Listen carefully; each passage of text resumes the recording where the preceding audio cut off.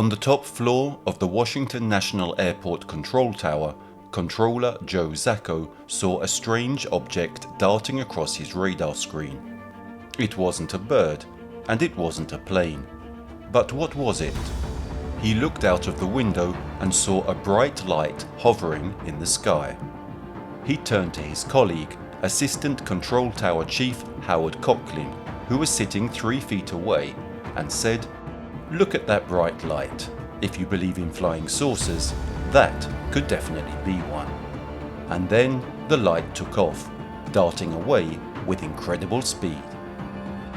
From July the 12th to the 29th, 1952, a series of sightings of unidentified flying objects were reported over Washington, D.C., which later became known as the Washington Flaps, the Washington National Airport sightings, or the invasion of Washington.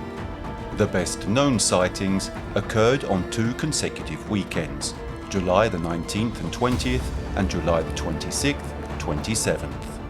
UFO historian Curtis Peebles called the incident the climax in the history of the UFO phenomenon.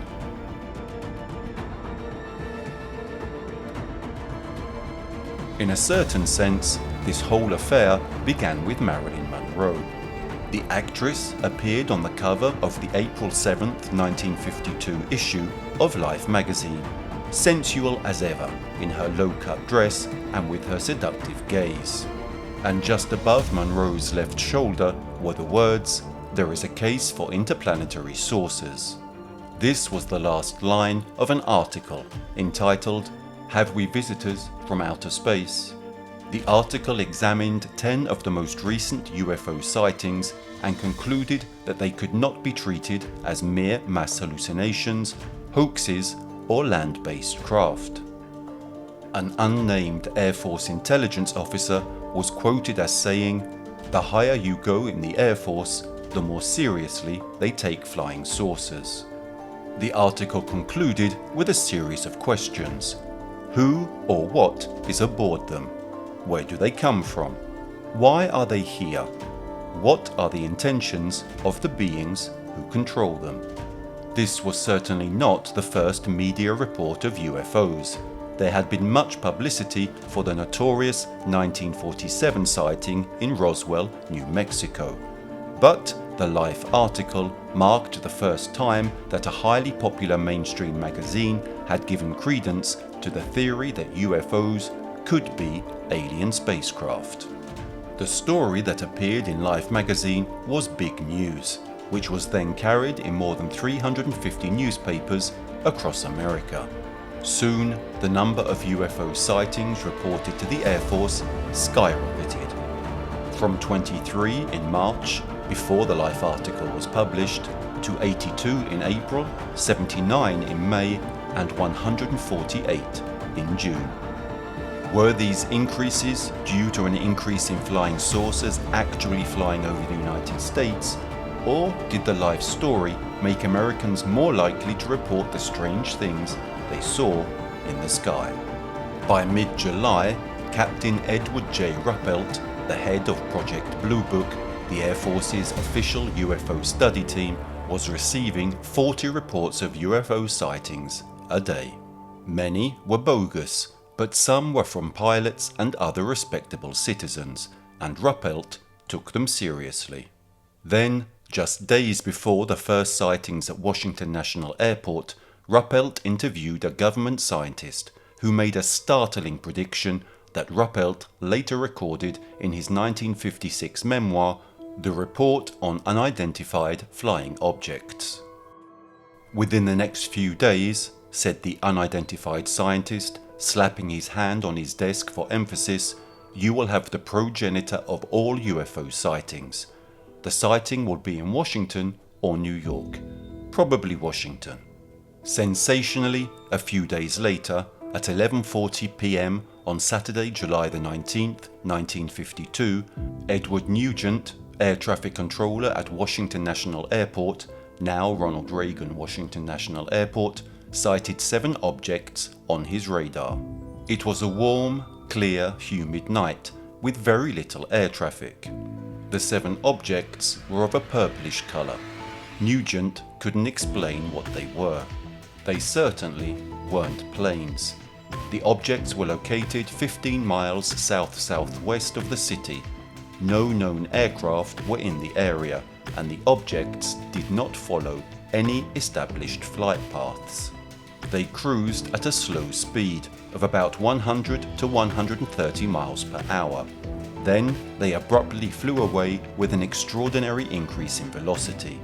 Nugent's superior, Harry Barnes, the airport's air traffic controller, observed the objects on Nugent's radar. Later, in an official note, he wrote that he immediately realized that something very strange was happening.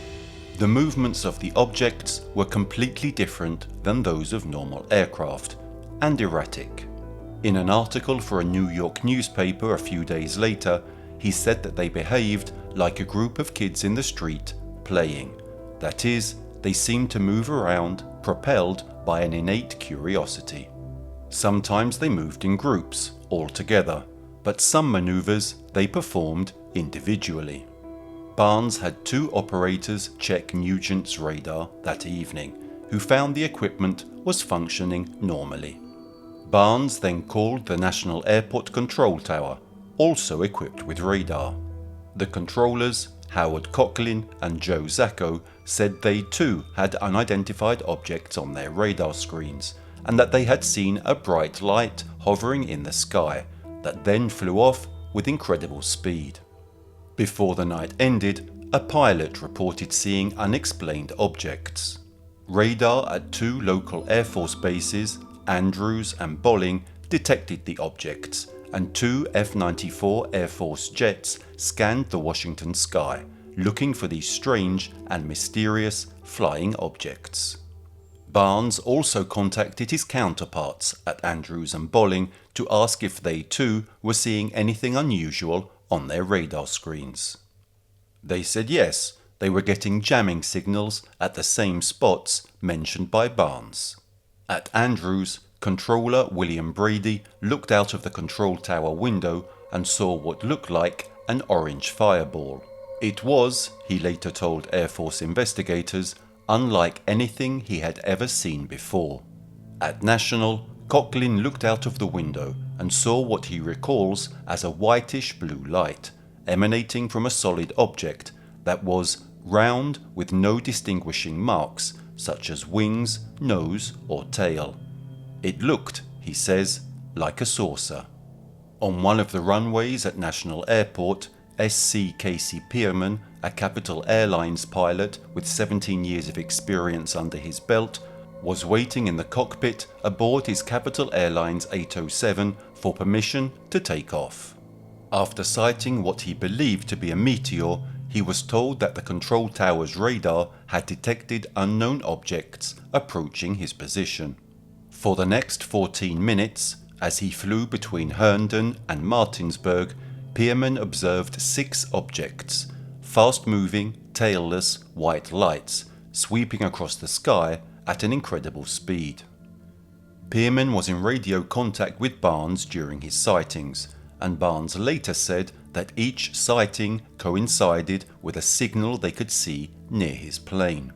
Then Pierman reported that the light was moving away at high speed until it disappeared completely from sight. Sometime later, Pierman gave an interview to a local Washington newspaper in which he added further details to the story of that night, July the 19th, 1952. Pierman said that the object gave off a blindingly bright light, and that when he approached the object while in flight, it veered with such force to create an air vortex that threw him off course. He, of course, immediately reported all of this to his superiors, who told him, "Keep it quiet, whatever it is." Then, as soon as he landed, military bigwigs grabbed him and swore him to secrecy about the whole thing. Pierman was very upset by this. According to him, it is something that cannot be kept secret. It should be revealed to everyone. For years he has tried to do something about it, without, unfortunately, succeeding. Meanwhile, that evening of July the 19th, 1952, At Andrews Air Force Base, control tower personnel were tracking what everyone now believed to be unknown objects on their radar, although some skeptics suspected, but were never able to prove, that they were simply stars and meteors. However, Sergeant Charles Davenport observed an orange-red light to the south. The light appeared to stand still, then abruptly change direction and altitude. This happened several times. The sergeant went on to say, "Later we spotted what appeared to be a star northwest of the camp. It was very bright, but not the same color. This was a bluish silver. It was very erratic in movement, moving from side to side. 3 times I have seen a red object leave the silver object at high speed and move east out of sight." That night, Davenport saw a second set of strange lights.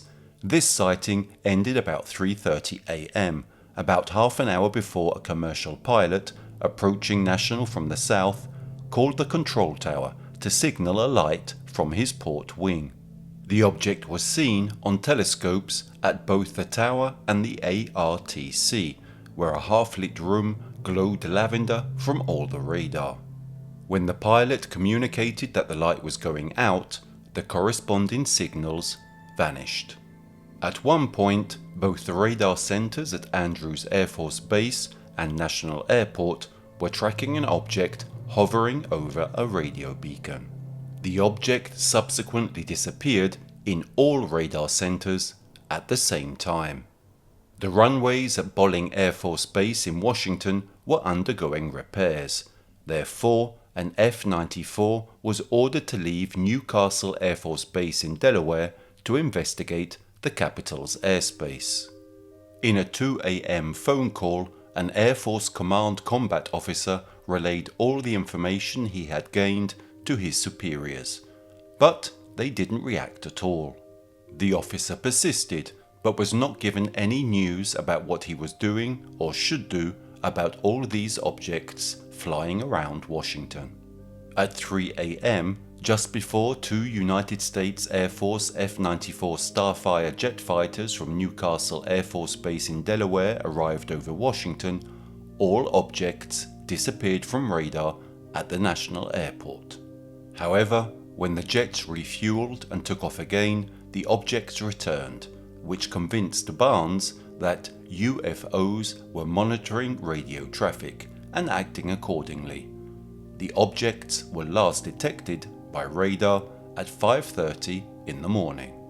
Barnes analysed the events of that Saturday night in an article he wrote for the New York World Telegram and Sun, published a few days later. He writes that for about 6 hours on the night of July the 19th, July the 20th, there were at least 10 unidentifiable objects flying over Washington. Barnes continues, "I can safely deduce that they performed gyrations which no known aircraft could perform. By this, I mean that our scope showed that they could make right-angled turns and complete reversals of flight. We could detect no pattern to the movement of these objects." No one bothered to call Ruppelt about these sightings. When he flew to Washington a couple of days later on business unrelated to Project Blue Book, he learned about them from reading the papers at the airport. Air Force officials were deeply concerned about one aspect of the sightings. What should they tell the press? No one had any idea what or who flew in the sky above Washington on July the 19th, but the press was demanding answers.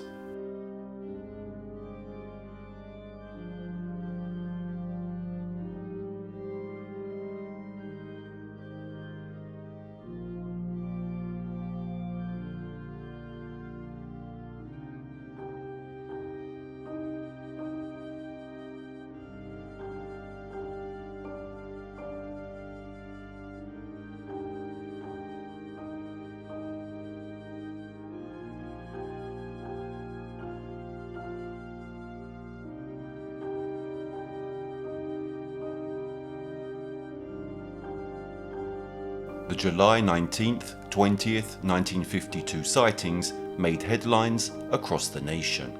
A typical example is the headline on the Washington Post's front page: "Radar spots air mystery objects here." Coincidentally, US Air Force Captain Edward J. Ruppelt, supervisor of the Air Force's Project Blue Book investigation into UFO sightings, was in Washington at the time. However, he only learned of the sightings on Monday, July the 21st, when he read the headlines in a Washington area newspaper. One such headline, which appeared in the Washington Daily News, read, "Air Force saucer expert will probe sightings here."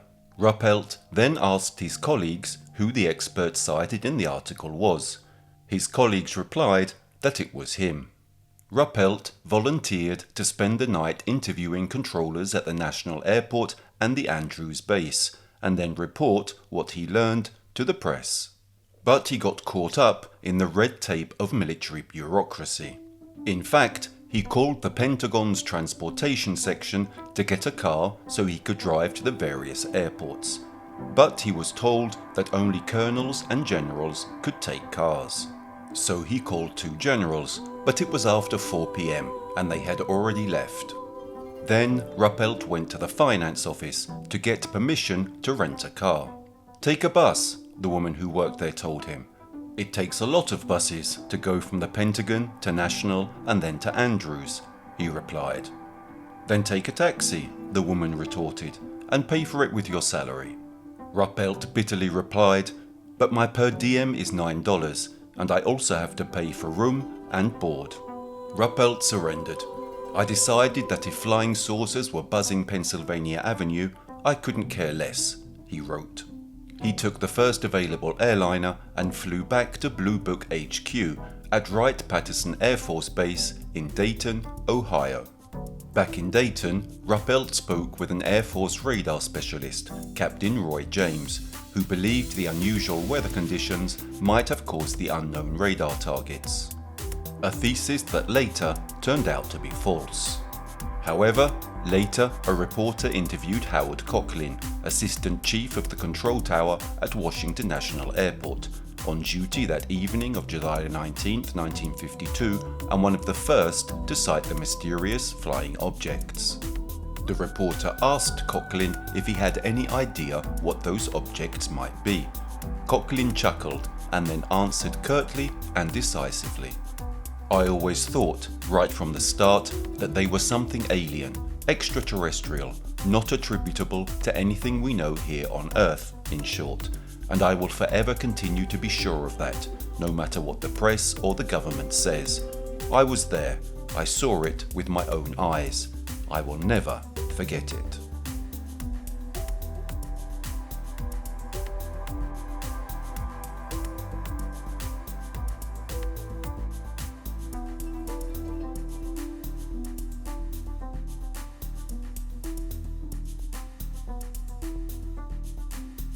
At about 10 p.m, Saturday, July the 26th, Ruppelt was at home in Dayton when a reporter called to say that UFOs had returned to the sky above Washington. The reporter asked Ruppelt what the Air Force was going to do about it, and he replied that he had no idea what the Air Force was doing and added that in all likelihood it wasn't doing anything. He hung up, then called the Pentagon and learned that he was right. The Air Force was doing nothing. He made more calls, sending 2 officers, Major Dewey Fournette and Lieutenant John Holcomb, to National's control tower to see what was going on. US Air Force Major Dewey Fournette, Project Blue Book liaison at the Pentagon, and Lieutenant John Holcomb, US Navy radar specialist, arrived at the National Airport Radar Center in the early hours of July the 27th. They found the controllers following a dozen unexplained signals.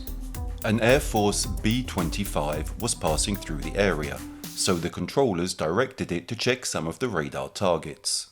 The B-25 went to the location indicated and did not see anything except a tourist boat sailing on the Potomac. During the night, Lieutenant Holcomb received a call from the National Weather Station in Washington. They told him there was a slight temperature inversion over the city, a layer of warm air between 2 layers of cooler air in the sky, but Holcomb didn't think the inversion was strong enough to explain the radar reports. Fournette reported that everyone in the radar room was convinced that the blips were most likely caused by solid metal objects, not mirages induced by a hypothetical temperature inversion. Andrews radar operators also saw them, and civilian planes flying over Washington reported seeing strange bright objects where the radar was receiving signals. He said there were also weather events on the scope, but these were very common and the controllers didn't pay attention to them. As early as 8:15 p.m. on Saturday, July the 26th, a pilot and stewardess on a national airlines flight to Washington observed lights flying above their plane. Within minutes, both radar centers at the Andrews Air Force Base and the National Airport picked up additional unknown objects. U.S. Air Force Staff Sergeant Charles E. Cummings observed the objects at the Andrews base and later said that these lights did not have the characteristics of shooting stars. There were no trails, and they traveled faster than anything I have ever seen. At 10:23 p.m., as noted in an Air Force report, a sergeant on a radar scope at Andrews noted, "A large number of targets. We observed targets following very erratic courses. Sometimes they seem to stop, then reverse course, accelerate momentarily, and then slow down. The biggest problem seemed to be the large number of targets present, which made it difficult to locate defined targets for control." An Air Force B-29 pilot, cruising at nearly 10,000 feet, observed 3 flashing white objects with amber edges, according to an official Air Force report dated July 31st, 1952, in which his testimony is given. The pilot observed them traveling at approximately the speed of sound, each leaving a yellowish trail. The first object moved across the sky in a horseshoe pattern. The second seemed to fall vertically, and the movement of the third was unidentifiable. Al Chop, the Civil Public Relations Officer for Project Blue Book, was in bed with his wife at their home in Alexandria, Virginia, when the phone rang on the evening of July the 26th. They told him that the radars were again signaling the presence of UFOs in the Washington sky. Chop replied that he would be there as soon as possible. And indeed, Chop arrived at the ARTC with his wife, who was afraid to stay home alone, shortly after midnight, joining the radar center staff. "I looked at the radar and there were about 10 to 14 unexplained objects," he said. "They looked like planes. They had the same kind of strong signal, but we couldn't contact them. We just looked at each other as if to say, what should we do? We just saw them. They were there in the sky. We were a little helpless." There were many press officers outside, and for security reasons, Chop denied several reporters' requests to photograph the radar screens. At 11:30 p.m., 2 US Air Force F-94 Starfire jet fighters from Newcastle Air Force Base, Delaware, arrived over Washington. Flight leader Captain John McHugo was directed to radar signals, but saw nothing, despite repeated attempts. However, his wingman, Lieutenant William Patterson, saw 4 white flares and gave chase. He later told investigators that he tried to make contact with the objects below approximately 1,000 feet and that he was flying at top speed, but stopped pursuing them when he realized he had no chance of overtaking them. According to Albert Chop, when ground control asked Patterson if he had seen anything, Patterson replied, "I see them now, and they're all around me. What am I to do?" Nobody answered, because they didn't know what to tell him. When another pair of F-94s were sent to Washington from Newcastle shortly after midnight, something strange happened, even by the standards of what had already happened. The same instant those planes appeared, recalls Chop, the UFOs disappeared. After about 20 minutes, the pilots decided there was nothing they could do about them, so they left. But the moment they left, the UFOs came back. It was the creepiest thing I've ever witnessed in my life. According to Ruppelt's 1956 memoirs, collected in a book entitled The Report on Unidentified Flying Objects, which we will discuss later, the signals did not vanish when the jets entered Washington's airspace. Instead, they had moved to Newport News, Virginia, and indeed, Air Force records match Ruppelt's account. Astronomers called the Langley Air Force Base near Newport News with reports of lights popping up in the night sky.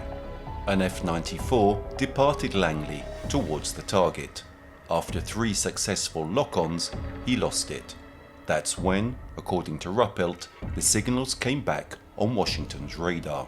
2 more F-94s from Newcastle Air Force Base were dispatched during the night. One pilot saw nothing unusual, the other saw a white light that vanished when he moved towards it. Civilian aircraft also reported bright objects that matched radar signals seen by Andrews operators. As had happened on July the 20th, the sightings and unknown radar signals ended at dawn. Before the F-94s took off from Newcastle, a Life magazine reporter named Robert Ginner called Ruppelt in Dayton to ask how the Air Force was responding to the latest sightings, but Ruppelt hung up. When the first rays of sunlight announced Sunday morning, the radars were clear of unknown targets. Fournette, Holcomb and Chop went home. The invasion of Washington, D.C. was over. Many years after the events, when reporters asked Chop the same question they had asked Coughlin, what did you think was behind the mysterious objects that appeared on the radar that night, Chop gives almost the same answer. I think we were being visited by someone from another planet. And then he adds, I still think that after all these years.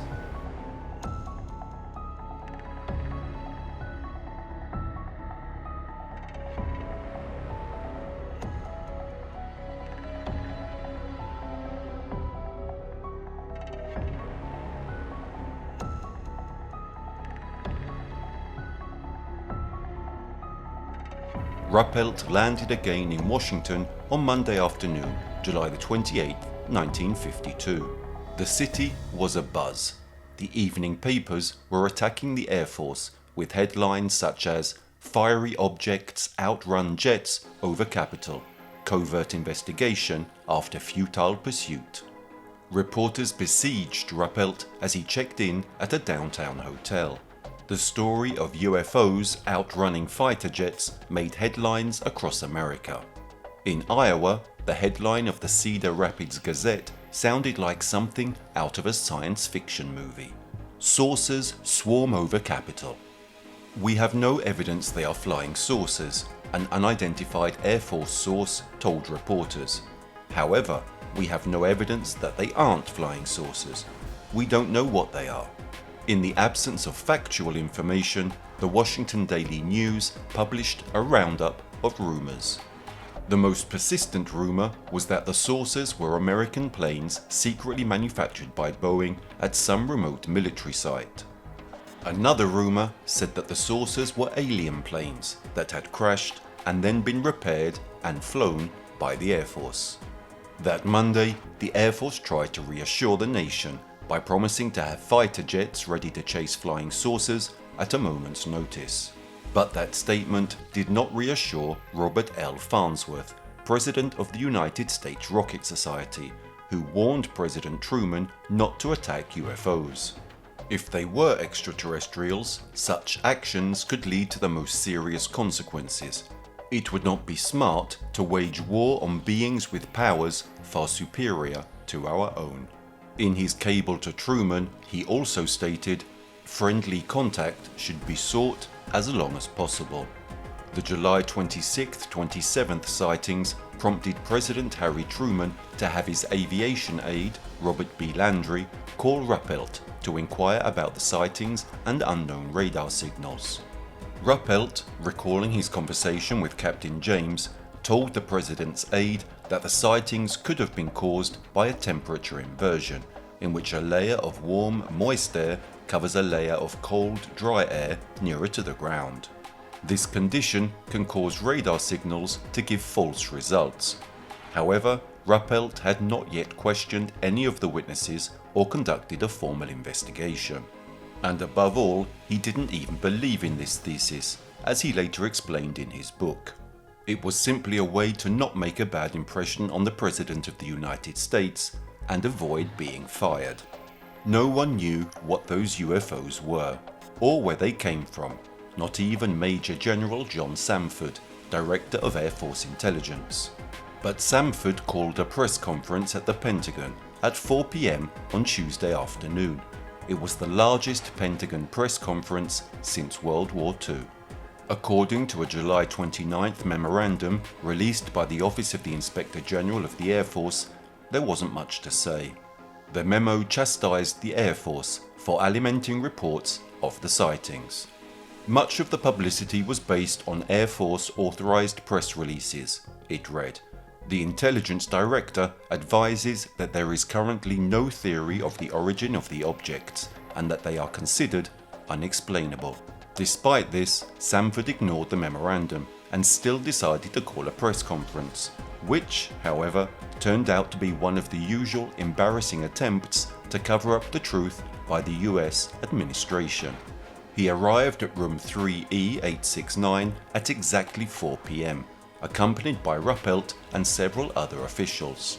He opened with a rambling monologue on the history of UFOs, which, he noted, dates back as far as biblical times. He mentioned the UFO sightings that occurred in 1846, but never got to the UFO sightings of 1952, which were the ones for which the press conference was called. When asked by reporters about the Washington sightings, Samford related a story about a Japanese radar that had picked up a flock of ducks in 1950. When asked if National's and Andrews radars had seen the same signals simultaneously, he philosophized about the definition of the word simultaneously. When asked if UFOs could be material objects, he pondered the definition of the word material. When asked if the F-94 pilot who chased the strange light was a qualified military pilot, he questioned what the word qualified meant. Then, speaking about what the pilot saw, Samford uttered a sentence that ought to have a place in the bureaucratic gibberish Hall of Fame. That very likely is one that sits apart and says insufficient measurement, insufficient association with other things, insufficient association with other probabilities, for it to do any more than to join that group of sightings that we still hold in front of us as saying no. During the lecture, Samford also mentioned the temperature inversion theory, that suggests a layer of warm air in the sky could have caused the radar to make mistakes.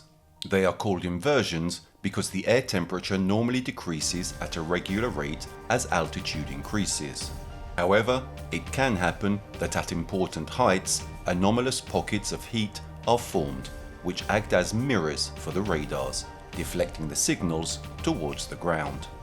When the rays of this signal reach the Earth, bouncing off a building or a truck for example, the radars are induced to perceive as if these objects were in the sky, where the anomalous pocket of heat would be. Initially, he said that this thesis of temperature inversion to explain the UFOs over Washington was a possibility. Later, he specified that it was 50-50. Finally, he said that it was only a probable explanation. He spoke until 5:20 p.m, and then the reporters rushed back to their offices and settled, all of them, on the temperature inversion theory. It was evidently an irresistible concept to journalists. The UFOs, they wrote, were caused by Washington's famous hot air. Though Life ran a story that August suggesting the Air Force had known more about the signals than it's admitting. Ruppelt was amazed. Samford hadn't really explained anything, but whatever he had done, it had worked. Somehow, Ruppelt wrote in his book, out of this chaotic situation came exactly the result that was expected. The press got out of the way. As a result, when newspapers stopped reporting about UFOs, people stopped reporting about UFOs. Reports dropped from 50 a day to 10 a day in just 1 week, and the UFOs never returned to the sky above Washington. Among the witnesses who supported Samford's explanation were the crew of a B-25 bomber, which had flown over Washington during the July 26th-27th sightings. The bomber was directed several times by National Airport towards targets, unknown to airport radars, but the crew could see nothing unusual. Finally, as one crew member recounted, the radar had a target which turned out to be the Wilson Line steamboat travelling to Mount Vernon. The radar was definitely picking up the steamboat.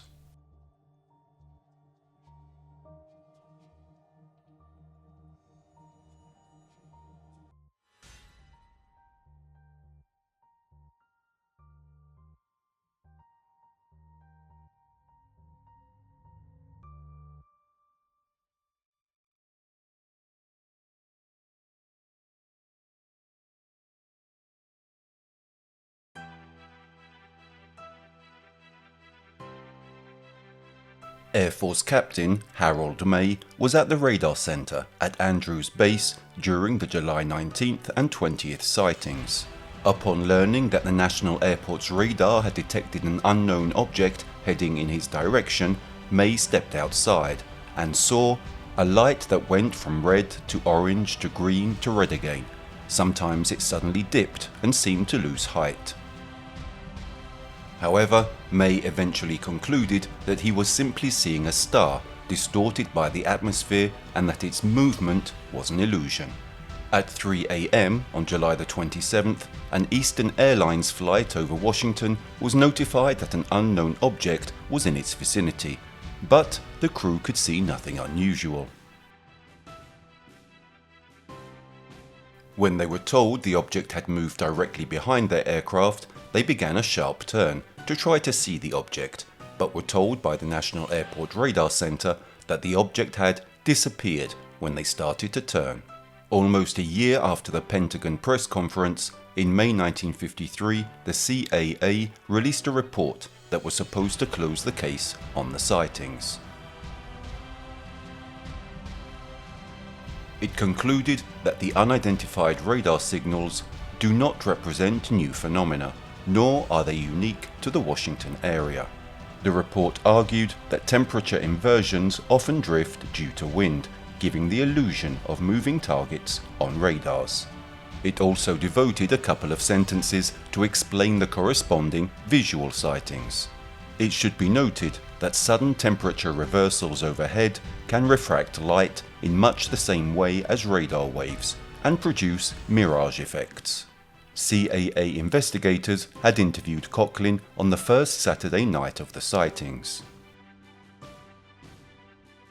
They were very careful to discount anything that we had to say, Coughlin remembers, so we just kept quiet. As I recall, we saw several things that night, but made no mention of them because they just kept laughing at us. We didn't particularly care for it.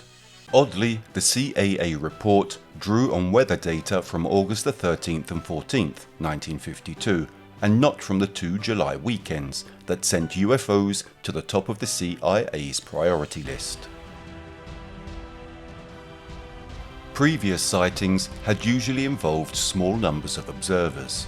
In January 1948, a pilot with the Kentucky Air National Guard on a low-altitude training flight from Georgia to Kentucky chased what he thought was a flying saucer until he reached around 25,000 feet.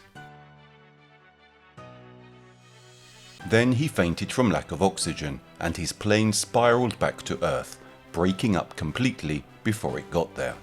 Later that year, another Air National Guard pilot entered a dogfight with what he claimed was a UFO over Fargo, North Dakota. It had him flying so fast that he temporarily blacked out.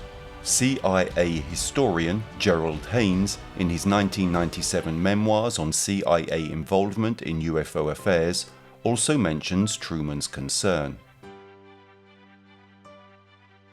A massive accumulation of sightings over the United States in 1952, especially in July, alarmed the Truman administration.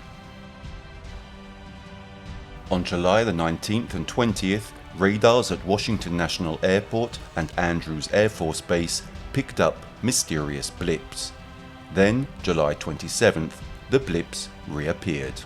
The CIA allegedly reacted to the 1952 wave of UFO reports by forming a special study group within the Office of Scientific Intelligence, OSI, and the Office of Current Intelligence, OCI, to look into the situation. Edward Taus reported for the group that most UFO sightings could easily be explained.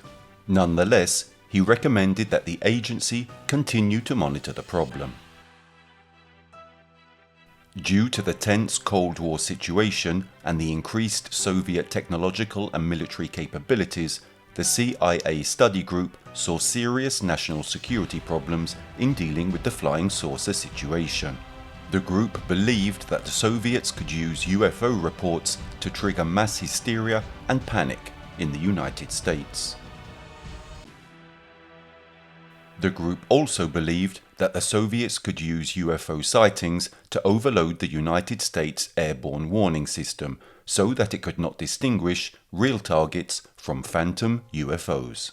CIA concern over the matter would lead to the January 1953 creation of the Robertson Panel. CIA Assistant Director Chadwell and Robertson, a well-known physicist at the California Institute of Technology, assembled a distinguished group of non-military scientists to study the UFO question. It included Robertson as president, Samuel A. Goudsmit, nuclear physicist at Brookhaven National Laboratories, Luis Alvarez, a high-energy physicist, Thornton Page, Deputy Director of the Johns Hopkins Operations Research Office and expert on radar and electronics, and Lloyd Berkner, Director of Brookhaven National Laboratories and geophysics specialist. The group unanimously concluded that there was no evidence of a direct threat to national security in the UFO sightings. Nor could the panel find any evidence that the objects cited could be extraterrestrial. Nor, however, was it able to prove otherwise. It found that continued emphasis on UFO reporting could threaten the orderly functioning of government by clogging communication channels with irrelevant reports and inducing hysterical mass behavior which would be harmful to established authority. The panel also feared that potential enemies contemplating an attack on the US could exploit UFO phenomena and use them to disrupt US air defenses.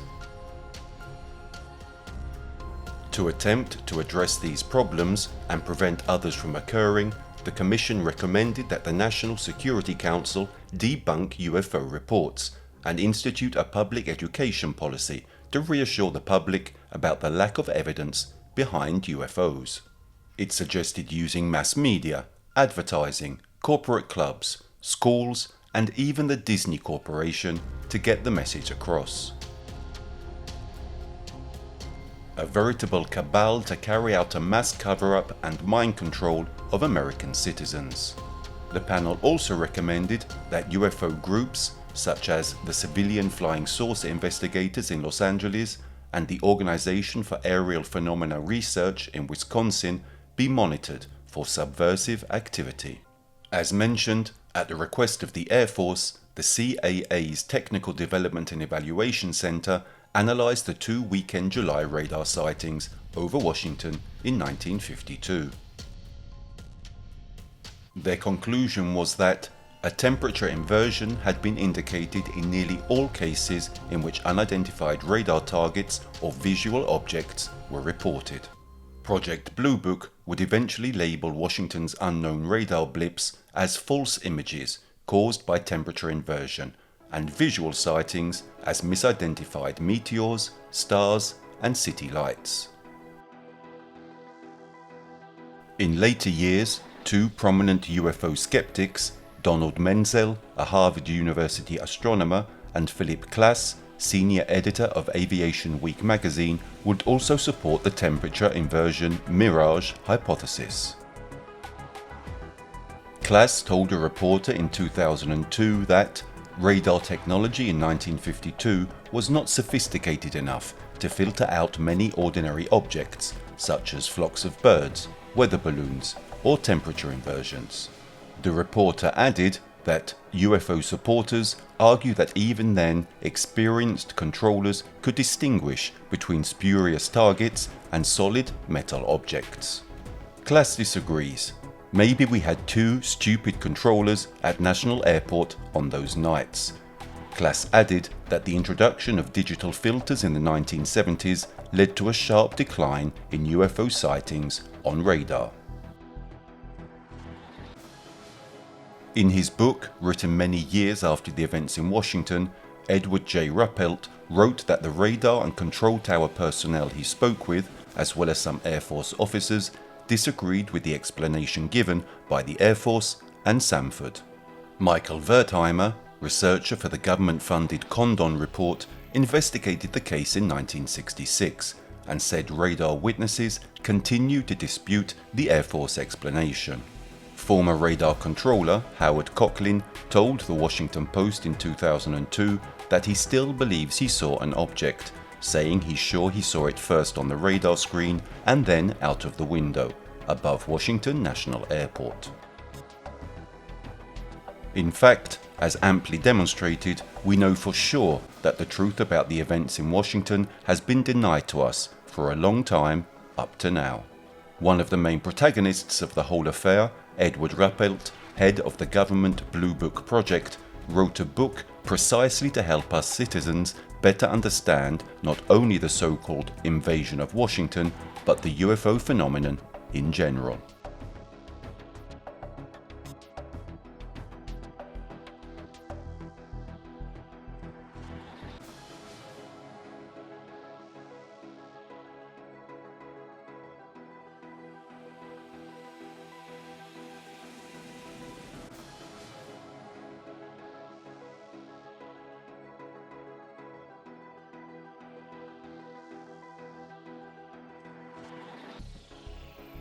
The Report on Unidentified Flying Objects is a 1956 book by retired Air Force UFO investigator Edward J. Ruppelt, detailing his experience managing Project Blue Book.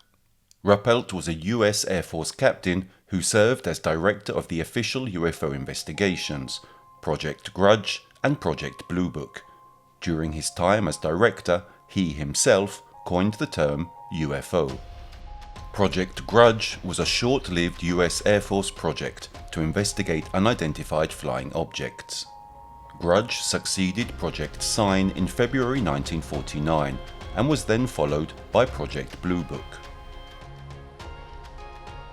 The project formally ended in December 1949, but continued in minimal capacity until the end of 1951. Project Grudge was intended to alleviate public anxiety about UFOs and persuade the public that UFOs did not constitute anything unusual or extraordinary. UFO sightings have been explained as balloons, conventional aircraft, planets, meteors, optical illusions, solar flares, or even major hail. On December 27, 1949, the Air Force announced the end of the project. However, astronomer and ufologist J. Allen Hynek criticized Project Grudge, arguing that the project was less science and more of a public relations campaign. Project Grudge also received criticism from former intelligence officer Edward J. Ruppelt, who was convinced of the alien nature of UFOs and how he saw the US military and government trying to discredit the extraterrestrial hypothesis. Hynek and Ruppelt argued that Project Grudge was as far from possible from an objective scientific examination of the phenomenon. In the foreword, Ruppelt argues, "It has been common knowledge that ever since the first flying saucer was reported in June 1947, the Air Force has officially stated that there is no evidence for the existence of such a thing as interplanetary spacecraft. Yet, I know for certain that this conclusion is far from unanimous among the military and their scientific advisors." Between 1947 and 1969, the United States Air Force directed a series of projects aimed at revealing the true nature of UFOs. Project Sign, the first of these investigations, sought to discover whether or not these reported observations posed a threat to national security. Since the answer was no, in the numerous subsequent projects, UFOs became objects of scientific interest. Expert scientists from nearly all fields of science were hired to identify the true cause of the observations. Around the world, the scientific community split into three camps regarding the nature and existence of unidentified flying objects. There were the hardline skeptics and non-believers, the cautious, curious, and the true believers, who, in UFO testimony, sought evidence of extraterrestrial intelligence.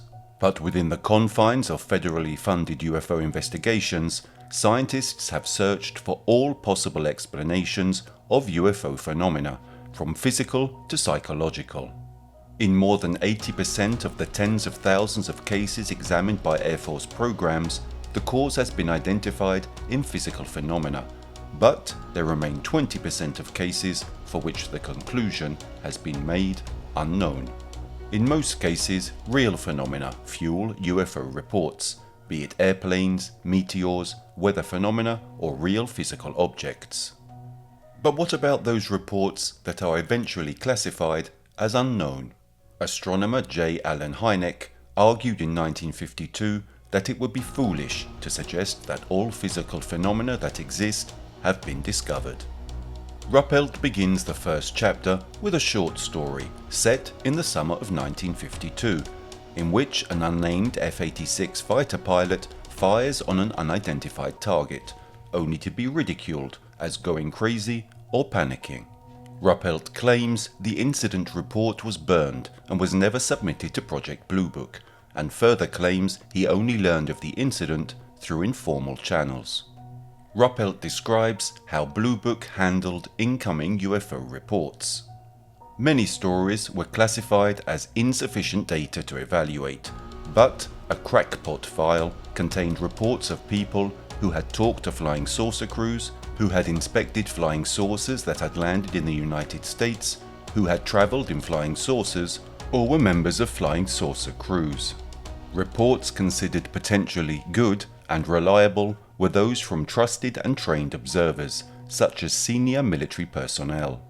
Ruppelt goes on to describe briefings given to students at the Air Force Command and Staff School, the Air Force Intelligence School, the Office of Naval Research, as well as the Atomic Energy Commission's Los Alamos Laboratory and Sandia Air Force Base. Ruppelt points out the discrepancy between public denials of official interest around the same time his groups were actively studying UFOs. All this time, unnamed Air Force officials have denied serious interest in the UFO topic. Yet, every time a reporter went out to interview a person who had seen a UFO, the Secret Service agents had already flown in, obtained the detailed story, complete with sketches of the UFO, and hurried back to their base to send the report to Project Sign. Many people had been warned not to talk too much. The Air Force was very interested in the matter. The second chapter, The Era of Confusion Begins, discusses the Arnold sighting and the subsequent flying saucer craze of 1947. This craze was a wave of reports of unidentified flying objects in the United States that were published in the summer of that year. The craze kicked off on June the 24th, when media outlets across the nation carried the story of civilian pilot Kenneth Arnold witnessing saucer-shaped objects that headlines dubbed flying saucers. Such news quickly spread throughout the United States.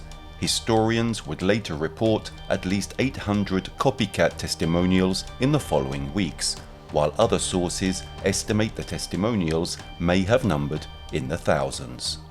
Reports peaked on July the 7th. After numerous hoaxes and misidentifications, saucer reports largely subsided by July the 10th. Popular sources speculated that the saucer reports were caused by new technology, misidentifications, or mass hysteria. Conversely, fringe speculation argued that the saucers could have come from other planets or other dimensions. Still others suggested that the saucers were occult or could mean the end of the world. The 1947 craze has been extensively studied in both folklore and religious studies, where it is regarded by scholars as the birth of a modern myth.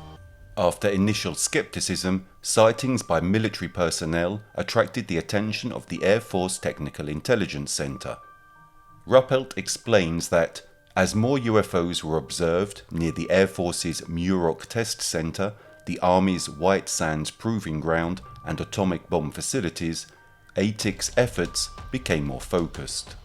Ruppelt described the Maury Island incident, in which original saucer witness Kenneth Arnold obtained stones resembling lava rocks, which he claimed came from flying saucers. Arnold contacted Air Force investigators, who flew in to investigate. While returning home, the two investigators died when their plane suffered an engine problem. The report on unidentified flying objects was the first book to reveal that on September 23, 1947, Lieutenant General Nathan Twining had issued a memo to Brigadier General George Shulgin of the Army Air Forces. The subject line of the memo read, "AMC opinion concerning flying discs." The general tone of the memo was that the unidentified objects seen in the skies by military personnel were not meteorological, astronomical, or other phenomena, but rather objects that merited further investigation. Twining wrote, "The phenomenon reported is something real, and not visionary or fictitious." The third chapter, The Classics, analyzes the three most important reports of 1948. The Mantell incident, in which a National Guard pilot died while chasing a UFO. The Charles Whitted incident, in which airline pilots reported a near collision with a UFO. And Gorman's dogfight, in which a National Guard pilot engaged a UFO. Ruppelt talks about alleged incidents at Oak Ridge and Hanford, both major US atomic facilities. Ruppelt also discusses a report from Germany, dated November 23, 1948, which marked the first report featuring visual contact while simultaneously being picked up on radar. The fourth chapter, Green Fireballs, Project Twinkle, Little Lights, and Grudge, contains descriptions of the green fireballs first sighted over New Mexico in November 1948. They may have been ordinary meteorites, psychologically magnified rockets, or real UFOs, but whatever they were playing around in one of the most sensitive security areas in the United States. Ruppelt reports that a conference was convened at Los Alamos in February 1949. In the summer of 1949, the Air Force's Cambridge Research Laboratories set up Project Twinkle to attempt to photograph these objects, but to no avail. Ruppelt's book was the first to reveal the existence of Project Sign. Ruppelt also claimed that Sign had produced an estimate of the situation, which endorsed an interplanetary explanation for UFOs, but General Hoyt Vandenberg, Chief of Staff of the Air Force, shut down Project Sign for lack of proof. Historian of folklore Curtis Peebles described the estimate as the most controversial document in the early history of the flying saucer myth. In the wake of the report, top Air Force officials denied the estimate ever existed. No copy of this document or any other corroboration of Ruppelt's claim has been produced. Popular mechanics called the report probably more mythological than real. Chapter 5, The Dark Ages, describes the shift from Project Sign to Project Grudge, beginning February 11th, 1949. Ruppelt charges that standard intelligence procedures were no longer being used by Project Grudge. Everything was being evaluated on the premise that UFOs couldn't exist. No matter what you see or hear, don't believe it. Ruppelt alleged that some charter members of Project Sign had been purged. These were the people who had refused to change their original opinions about UFOs. Chapter 6, The Press's Role, the Air Force Shrugs, describes how increasing public reporting of UFOs was met with relative indifference by the Air Force, who continued to maintain that such objects did not exist. Chapter 7, The Pentagon Rumbles, discusses the publication of Frank Scully's book Behind the Flying Saucers, with its tales of the Aztec, New Mexico UFO hoax. After a Life magazine article, official interest in UFOs begins to climb again. Chapter 8, The Lubbock Lights Unabridged, discusses the Lubbock Lights incident of September 1951. In Chapter 9, The New Project Grudge, Air Force investigators partner with civilian researchers to improve UFO reporting and investigation. Ruppelt argues that UFOs were seen more frequently around areas vital to the defense of the United States. The Los Alamos Albuquerque area, Oak Ridge, and White Sands Proving Ground rated high. Port areas, strategic air command bases, and industrial areas ranked next. The frequency of the UFO reports was interesting. Every July there was a sudden increase in the number of reports, and July was always the peak month of the year. Just before Christmas there was usually a minor peak. Chapter 10, Project Blue Book and the Big Build-Up, describes Ruppelt's activities during the first months of 1952, including a Life magazine article titled "Have We Visitors from Outer Space?" Chapter 11, The Big Flap, discusses the UFO wave of summer 1952, culminating in the Washington, D.C. UFO incident. Chapter 12, The Washington Merry-Go-Round, describes official reactions to the D.C. incident, culminating in General Sanford's press conference, which we have dealt with during this documentary.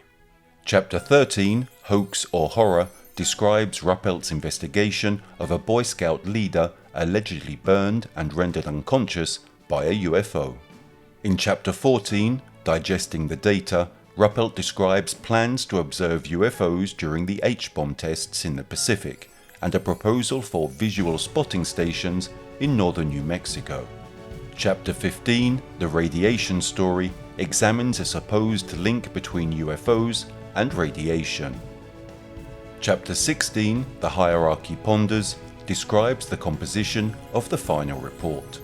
In the 17th and final chapter, What Are UFOs?, Ruppelt opines, "I wouldn't want to hazard a guess as to what the final outcome of the UFO investigation will be, but I am sure that within a few years there will be a proven answer." The book concludes, "Maybe the first proven answer will be that all of the UFOs that have been reported are merely misidentified known objects.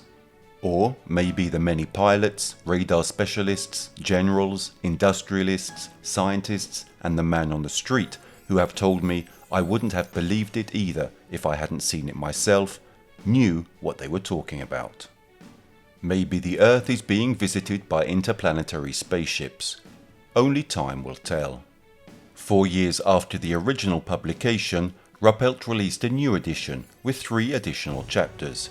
In these, Ruppelt seemed to have changed course, declaring UFOs to be a space-age myth. In the first chapter, And They're Still Flying, Ruppelt covered the late 1950s sightings in Ohio, Colorado, and Kansas.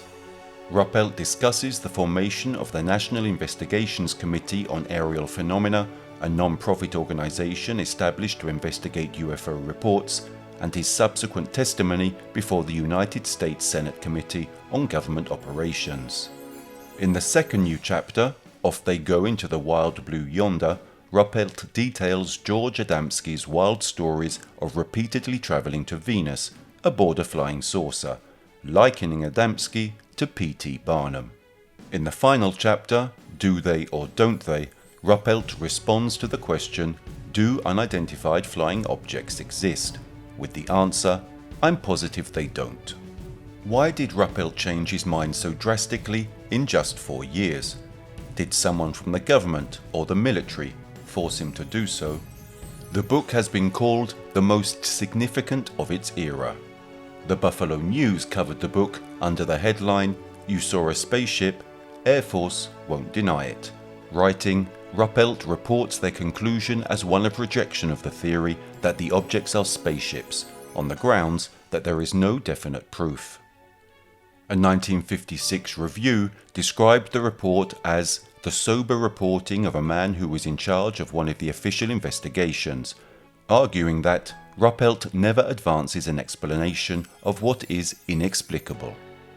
In the 1970s, UFO researcher J. Allen Hynek suggested that Ruppelt's book should be required reading for anyone seriously interested in the history of the subject. Historian Curtis Peebles concludes that the book should have ended the speculation about an Air Force cover-up.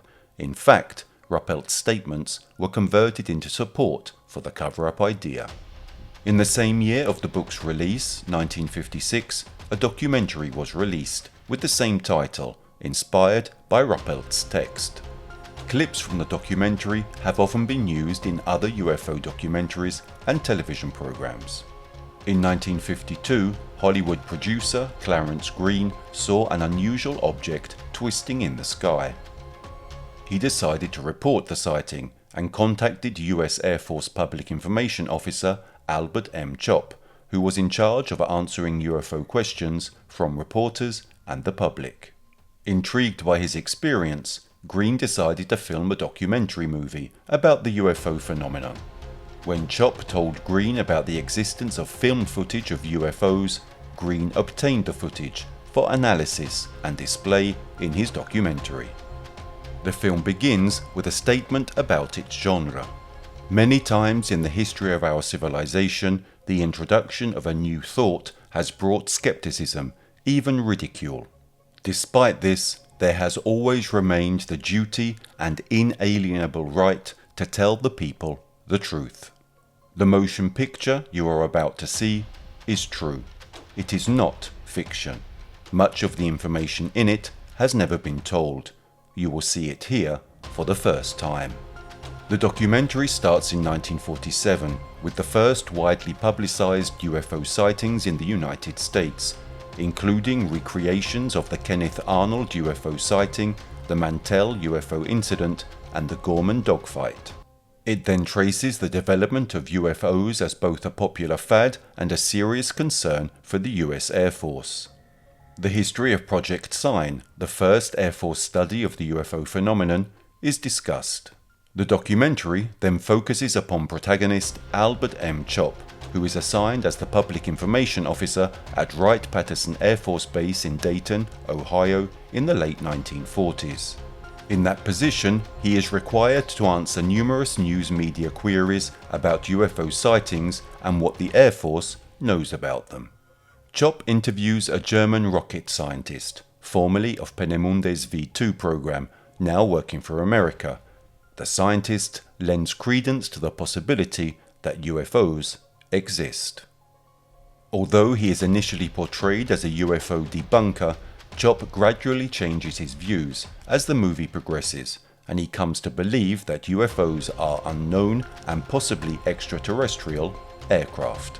By 1952, Chop has moved to Washington, D.C., where he is the press spokesman for Project Blue Book.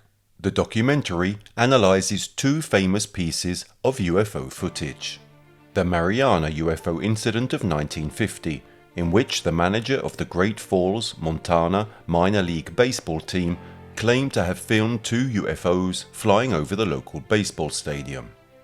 And the 1952 UFO film taken near the Great Salt Lake in Utah by a US Navy photographer, Delbert Newhouse. The documentary concludes with the famous 1952 Washington, D.C. UFO incident, in which Albert Chop played a central role. The documentary recreates Chop's experiences during the incident, and at the end of the documentary, Chop states his belief that UFOs are a real physical phenomenon of unknown origin.